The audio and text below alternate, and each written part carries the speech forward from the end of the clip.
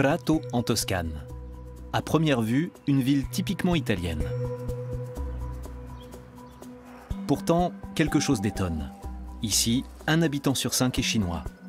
Prato a sa propre Chinatown. Certains Prataises y de souche s'en réjouissent. Vivre à Prato est une chance. Aucune autre ville italienne ne compte autant de Chinois. Mais d'autres ne voient pas cela d'un bon œil. Ils vivent à nos crochets. Nous, on travaille, et eux, ils font leur trafic, de drogue et d'un peu tout. Prato est l'un des grands centres de l'industrie textile en Italie, depuis des siècles. C'est ce qui a attiré la plupart des Chinois qui sont venus s'y installer et créer des entreprises de confection de prêt-à-porter. Pour eux, ce qui est génial, c'est qu'ils peuvent utiliser le label Made in Italy en bénéficiant des coûts de production chinois. C'est ainsi que deux cultures aux antipodes l'une de l'autre se rencontrent à Prato. Comment deux communautés aussi différentes parviennent-elles à cohabiter ?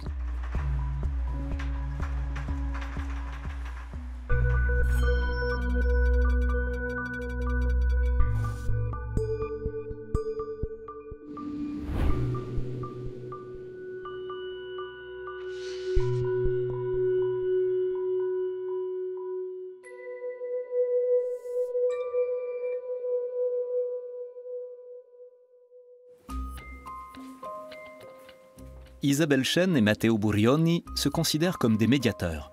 Ils s'efforcent de jeter des ponts entre leurs deux cultures. Eux se sont rencontrés en Chine. Quand Matteo est rentré à Prato en 2015, Isabelle a choisi de l'accompagner. À sa grande surprise, elle a découvert que des dizaines de milliers de ses concitoyens l'avaient précédée, créant une situation que la ville ne savait pas trop comment gérer. D'une part, les Chinois ne savent pas vraiment comment s'intégrer dans la société italienne. Et d'autre part, la société italienne n'est pas préparée à leur intégration. Ça rend les choses très difficiles pour les deux parties. Comme la plupart des Chinois de Prato, Isabelle a commencé par changer de prénom. Une première étape pour tâcher de se fondre dans le moule. Mon nom chinois est Shen Suyin. Shen est mon nom de famille et mon prénom c'est Suyin. S-I-Y-U-N. Mais c'est trop difficile pour les Européens. À chaque fois que les gens essaient de prononcer mon nom ici, c'est un désastre. Les Italiens doivent apprendre à mieux connaître la culture chinoise. Et vice-versa, bien sûr.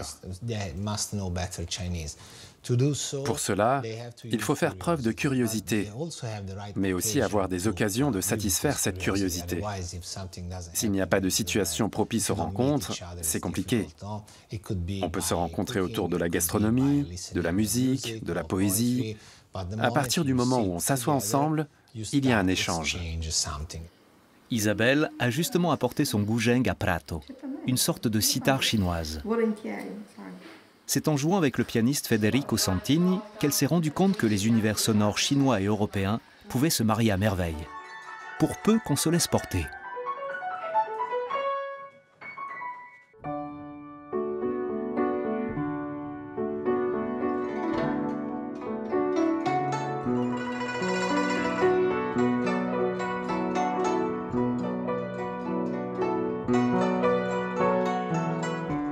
Les concerts que donne le duo attirent un public de plus en plus nombreux.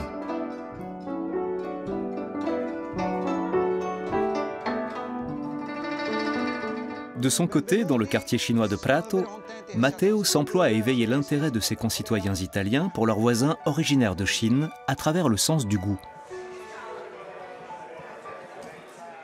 Matteo est comptable de métier, mais il met à profit ses temps libres pour organiser des visites gastronomiques, convaincu que la bonne cuisine crée des liens. On a commencé ces activités il y a 1 an. Un certain nombre d'associations essaient de faire avancer les choses en travaillant ensemble. Pourquoi ? Parce qu'il y a un problème avec ce quartier. Beaucoup de gens le méconnaissent totalement.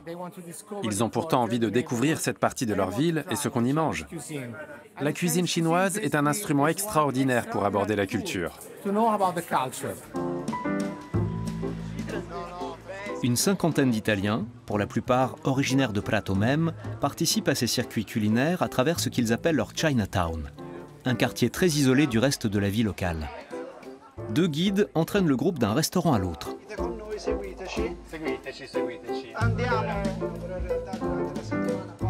Sur la Via Pistoiese, l'artère principale de l'enclave chinoise, on voit rarement autant d'Italiens à la fois. Ils sont scrutés avec autant de curiosité qu'eux-mêmes en manifestant vers le quartier. Du point de vue des habitants de cette Chinatown, l'attraction touristique, c'est eux.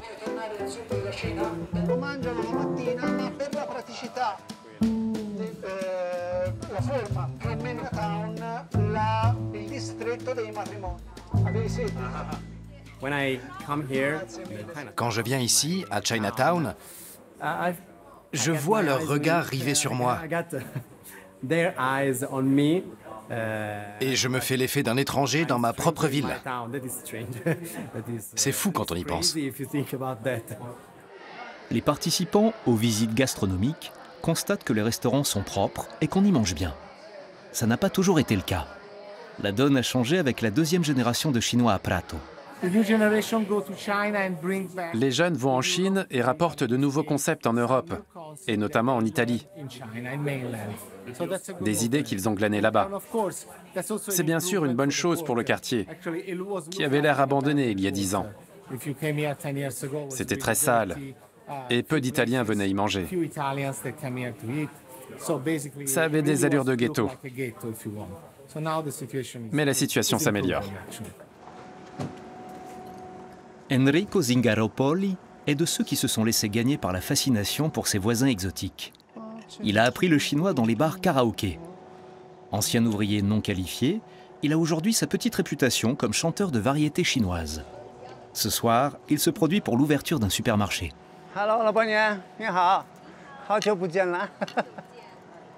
Pour moi, c'est leur culture qui leur dicte cette attitude, qui peut paraître distante à des yeux italiens. S'ils ne se connaissent pas, même entre eux, ils ne se regardent pas droit dans les yeux. C'est culturel, pas intentionnel. Ils ne cherchent pas volontairement à se tenir à l'écart. Ils sont comme ça.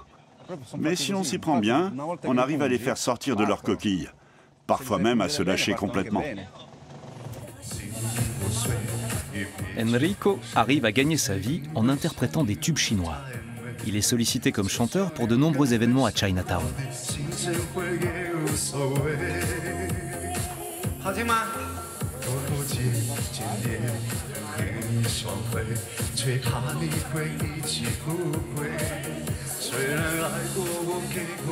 La culture italienne reste toutefois bien présente à Prato, à travers quelques 200 000 habitants qui ne partagent pas tous, et loin de là, le point de vue d'Enrico. Dans ce quartier, nombreux sont ceux qui regardent d'un œil méfiant se développer cette culture parallèle à 2 pas de chez eux. Car la Chinatown existe depuis une trentaine d'années et ne cesse de grossir.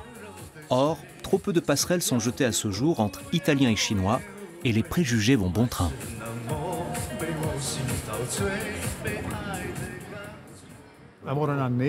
Ils travaillent au noir du matin au soir, et les Italiens se retrouvent sans emploi. Tout est donné aux Chinois. Ces gens vivent à nos crochets. Nous, on travaille, et eux, ils font leur trafic de drogue et d'un peu tout. De telles affirmations sont souvent totalement infondées. Et la communauté chinoise connaît elle aussi son lot de problèmes. Il y en a qui sont un peu malhonnêtes, qui exploitent la main-d'œuvre, à commencer par leurs compatriotes, et ainsi de suite. Ces gens-là sont des crapules. Ils n'ont pas leur place dans le système, dans le microcosme pratéen, pour ainsi dire. Le procureur et la maire de Prato ont fait appel au gouvernement pour obtenir des renforts qui permettraient de retrouver le contrôle de la situation. Jour après jour, les gros titres évoquent la guerra delle grucce, la guerre des cintres. Cette concurrence tendue entre les fabricants italiens et les entreprises chinoises dans le secteur du vêtement.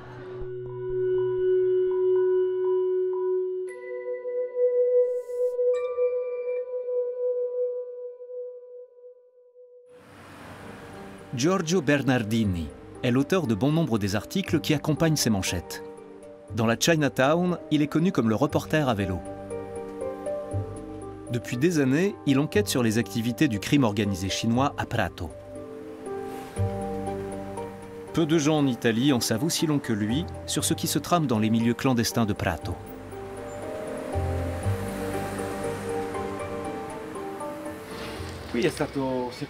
Ce bâtiment, cette villa, a été saisie pas plus tard qu'hier. Elle était louée par des Chinois, qui la sous-louaient en tant que meublé de tourisme. À l'intérieur, il y avait une sorte de banque illégale où on pratiquait le change. La police a réussi à placer le bâtiment sous séquestre à la suite d'une tentative d'homicide qui a eu lieu par là, il y a une quinzaine de jours, à coups de pistolet. En investiguant, ils ont fini par comprendre que c'était ici, dans cette villa, que se déroulaient des activités illégales. On pense que c'est fortement lié à la guerre des cintres. En cause, des commandes dans le secteur de l'habillement de Prato, dominé par les Chinois. Giorgio a vécu 2 ans dans cette Chinatown pour essayer de savoir ce qui s'y tramait. C'est pourquoi il est assez connu par ici. Certains habitants lui font assez confiance pour lui transmettre des informations. Mais bien sûr, jamais en pleine rue et encore moins devant une caméra.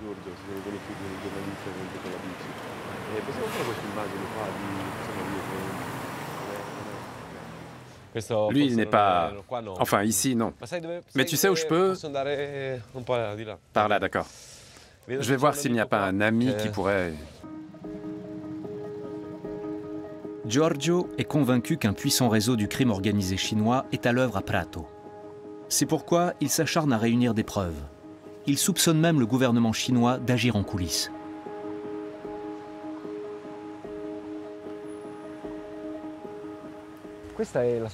Ça, c'est le siège de l'association de l'amicale chinoise à Prato. C'est une association qui est née il y a des années et a été importante au début dans le dialogue avec l'administration de la ville. Puis au fil du temps, elle s'est de plus en plus alignée sur les directives politiques du consulat chinois à Florence, qui est une émanation de l'ambassade chinoise à Rome. Disons que c'est une association très proche des institutions chinoises et qui joue donc un rôle important dans la ville. Une sorte de consulat chinois officieux par lequel Giorgio, pour ne citer que lui, se sent observé. La majeure partie des Chinois de Prato travaillent dans l'industrie du prêt-à-porter. D'immenses entrepôts de grossistes fournissent l'Europe entière en vêtements bon marché, issus de la fast fashion. Il suffit de jeter un œil sur la carte du snack pour comprendre que les Italiens ne courent pas les rues par ici.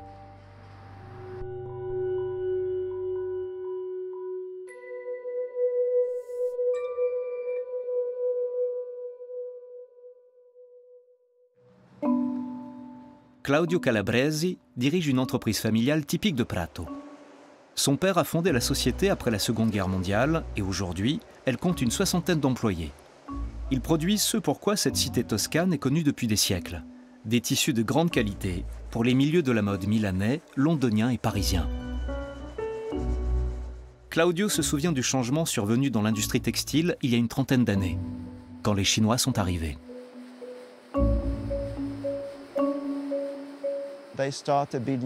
Ils se sont mis à créer des sociétés pour confectionner de jolis vêtements à des prix très bas. Parce qu'ils pouvaient, pour ainsi dire, exploiter des collègues chinois, des gens de leur propre communauté, en les rémunérant à des salaires dérisoires, parfois même sans les déclarer. Un modèle d'entreprise très différent de celle de Claudio, Nova Fides, et qui ne lui fait donc pas concurrence. Les tissus haut de gamme et la mode bon marché visent des marchés totalement différents. Pourtant, quelque chose dérange les entrepreneurs soucieux de préserver les traditions. Pour les Chinois, ce qui est génial, c'est qu'ils peuvent utiliser le label Made in Italy en bénéficiant des méthodes et des coûts de production chinois. Leurs prix sont donc extrêmement compétitifs, et ce, avec le label Made in Italy. Made in Italy. Dans le monde de la mode, un label de qualité synonyme de style et d'excellence. L'entreprise de Claudio, qui réalise un chiffre d'affaires annuel de 25 millions d'euros, vit de cette bonne réputation. C'est pourquoi Claudio s'inquiète de la situation, ce qui ne l'empêche pas d'éprouver du respect pour les Chinois. Ils achetaient les tissus à leurs fournisseurs chinois le vendredi. Le samedi, ils transformaient ces étoffes grèges en vêtements. Donc à ce stade, les tissus n'étaient pas encore teints. Ils l'étaient le dimanche, dans des coloris à la mode. Et le lundi, les vêtements étaient sur le marché. D'où le concept de fast fashion. Avec ces méthodes de production, les Chinois ont créé un tout nouveau marché et d'immenses complexes industriels sont sortis de terre dans la périphérie de Prato.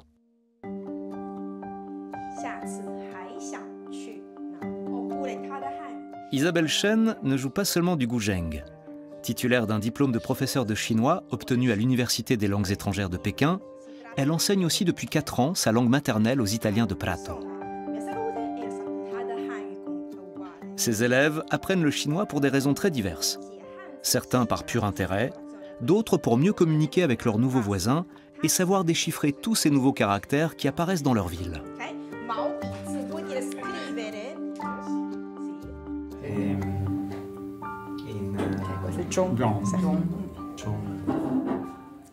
Voilà, à vous maintenant.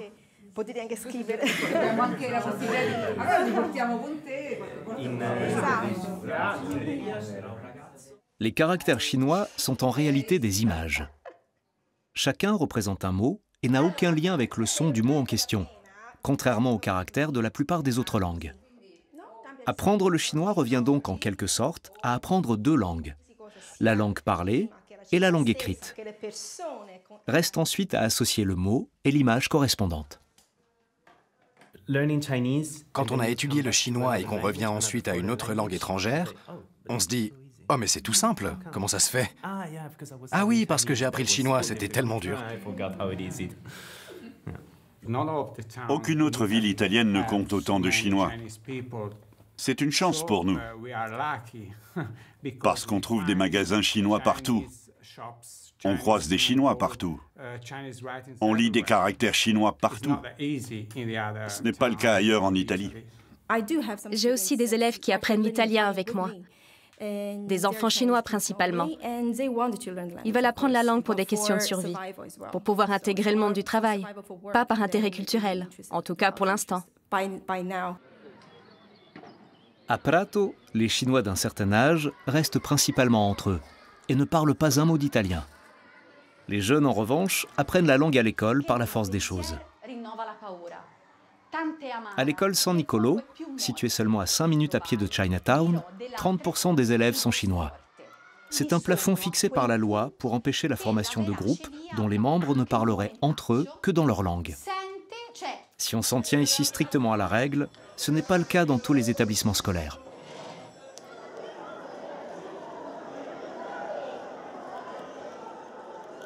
Même les écoliers chinois les mieux intégrés se heurtent à un certain nombre de difficultés.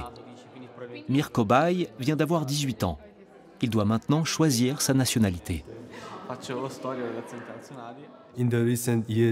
Ces derniers temps, et surtout depuis que j'ai eu 18 ans, je suis confronté à un dilemme. Est-ce que je dois garder ma nationalité chinoise ou prendre la nationalité italienne? Cette décision est très problématique pour moi. Je dirais que c'est presque une crise identitaire, parce que c'est comme si je devais renoncer à une part de moi-même. En cours d'anglais, la classe aborde aujourd'hui le sujet de la cohabitation interculturelle. À Prato, on vit dans une réalité mixte sino-italienne. J'aimerais connaître votre sentiment là-dessus. Comment vivez-vous la situation en tant qu'adolescent? Cette mixité sino-italienne, à l'école notamment. Dans cette école, il y a des Chinois qui traînent avec nous, comme David Zulang, David, mon ami. Mais il y a aussi ceux qui restent entre eux, qui parlent chinois entre eux, et ils ne se mélangent pas avec nous.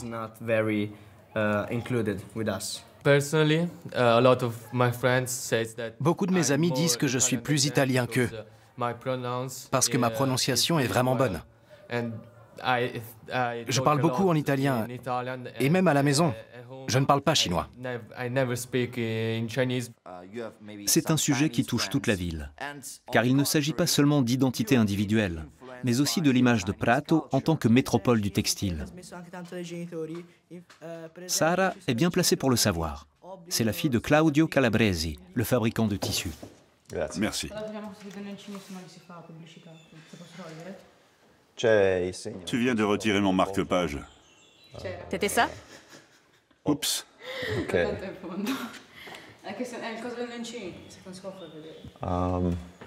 Claudio Calabresi tient à ce que ses enfants connaissent l'histoire de leur famille et celle de Prato. Les deux sont intimement liés à la fabrication de tissus. C'était une méthode de fabrication typique de Prato.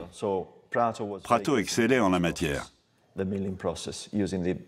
On voit ici les grosses machines à laver qui servaient à travailler la laine. Quand Sara rentre de l'école pour le déjeuner, toute la famille s'attable volontiers ensemble pour discuter de la matinée. Aujourd'hui, l'adolescente évoque ses futurs examens et raconte la discussion qui a eu lieu en cours d'anglais.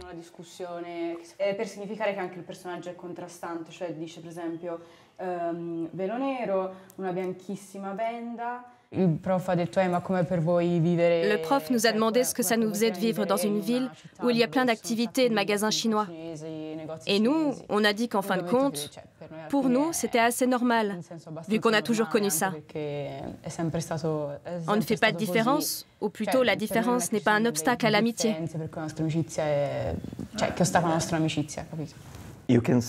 On sent que c'est très naturel pour eux, qu'il n'y a rien d'étrange à ce que des Chinois fassent partie intégrante de leur environnement. Ça leur paraît tout à fait normal. Quand j'étais jeune, la situation était très différente. Ça dépend aussi du niveau d'instruction. Sarah fréquente une école privée. Le niveau est assez élevé, y compris pour les Chinois qui vivent par ici. Dans certaines écoles publiques où le niveau est moins élevé, notamment autour de la Via Pistoiese, ils sont plus isolés. Sara a 3 frères et sœurs, qui ont tous déjà quitté le nid. Comme presque tout le monde à Prato, ils ont la production textile inscrite dans leur ADN. Giorgio Bernardini suit de près l'évolution du secteur chinois de l'industrie textile. Est-il en train de passer sous la coupe de la mafia chinoise? Force est de constater que la guerre des cintres, cette lutte de pouvoir entre fournisseurs, fait parfois couler le sang. Cet homme est un ancien militaire. C'est un article que j'ai écrit pour le Corriere. Cet ancien soldat chinois est venu participer à la guerre des cintres et a été arrêté. On a là sa photo et son histoire, qu'on a reconstituée. Et plus bas, on a les images prises par une caméra de surveillance lors de la tentative d'homicide qu'il a commise dans un établissement chinois. La recherche des commanditaires du crime est compliquée. Giorgio se rend dans un entrepôt incendié. Ça, c'est l'entreprise de logistique Xinchunda. C'est l'une des sociétés qui sont au cœur de cette guerre des cintres. En réalité, c'est le véritable lien entre la guerre précédente, la guerre de la logistique, et la guerre actuelle, celle des cintres, des supports pour les vêtements. Les incendies qui ont eu lieu dans des endroits comme celui-ci ont permis aux enquêteurs judiciaires de comprendre ce qui se passait dans cette guerre entre clans rivaux à Prato. Cintres, portants et mannequins sont ici utilisés en quantité astronomique. Et une vague de violence fait rage pour décrocher des contrats lucratifs. La lutte atteint des sommets en ce moment. Ces dernières semaines, la situation s'est aggravée. Les actes de violence se multiplient. Il n'y a pas encore de solution à la guerre des clans. On est ici dans un lieu emblématique du conflit, car c'est là qu'ont commencé les incendies, les tentatives d'homicide. Cet endroit joue donc un rôle important dans l'instruction judiciaire, non seulement parce qu'un premier repenti a accepté de collaborer avec la justice, mais aussi parce qu'à partir de là, il y a eu une recrudescence d'attentats, une 50aine à ce jour. Giorgio n'est pas au bout de ses peines. Pour l'heure, on ne connaît qu'une infime partie des véritables dessous de l'affaire. Que se passe-t-il vraiment derrière les portes de ces entreprises chinoises et qui tire les ficelles? Giorgio espère réussir à faire émerger peu à peu la vérité. Les immigrés chinois ont bâti à Prato une industrie qui génère des milliards. Qui est prêt à tout pour en prendre le contrôle? Enrico Zingarapoli est dans son élément. Devant les portes du nouveau supermarché, il n'hésite pas à entonner sur demande des chants nationalistes.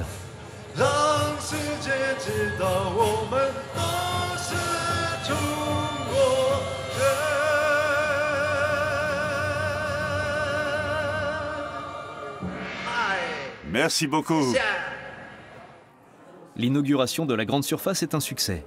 Le propriétaire est ravi, y compris de la prestation d'Enrico.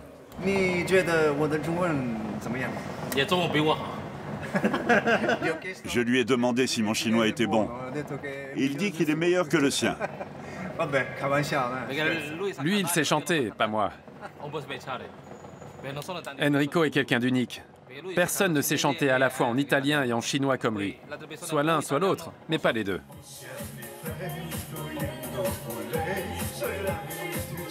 Isabelle Chen elle-même assiste à la prestation.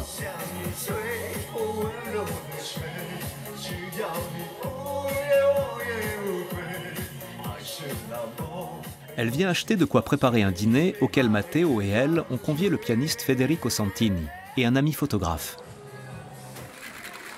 Dans ce nouveau supermarché, on trouve un large assortiment de tout ce dont on a besoin pour cuisiner chinois. Et ce n'est pas tout. Il y a aussi un bel éventail de produits italiens. Ce magasin fait partie d'une chaîne que M. Halle a développée dans la région pour satisfaire une clientèle sino-italienne.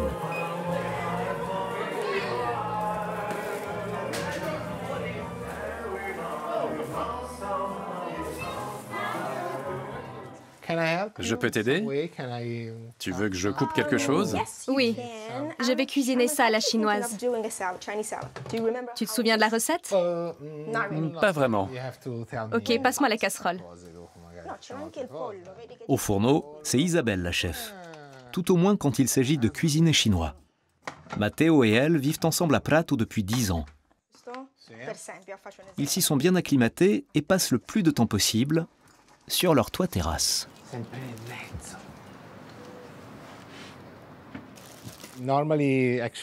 L'été, on prend nos repas ici. Déjeuner ou dîner, seul ou avec des amis. On fait des barbecues. En ce moment, la température est idéale. Dans 2 mois, il fera trop chaud. On ne pourra venir qu'après 21 h. Mais là, le temps est parfait.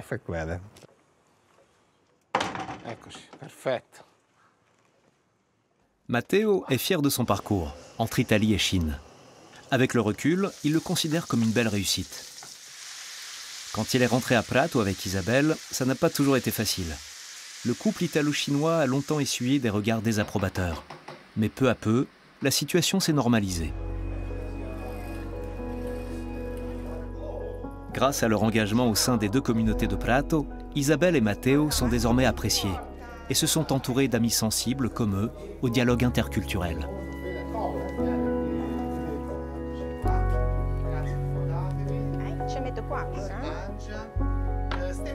La curiosité et la volonté d'apprendre les uns des autres, voilà ce qui les unit.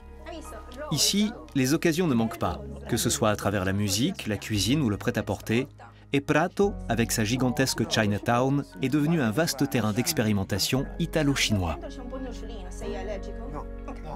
Tout ne s'y déroule pas toujours sans heurts, ni aussi harmonieusement qu'entre ces 4-là.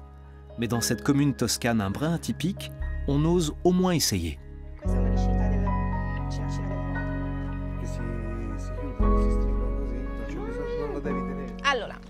Alors, tu positionnes tes baguettes entre le pouce et l'annulaire, comme ça. Et tu te sers de l'index et du majeur pour les actionner. Les clivages entre les communautés italiennes et chinoises sont encore bien présents dans le quotidien de Prato. Mais sur ce toit terrasse se dessine tout ce que l'avenir peut offrir. L'intégration n'est pas un état, mais un processus. Et ce processus est bel et bien en marche à Prato, où les choses avancent, lentement, mais sûrement.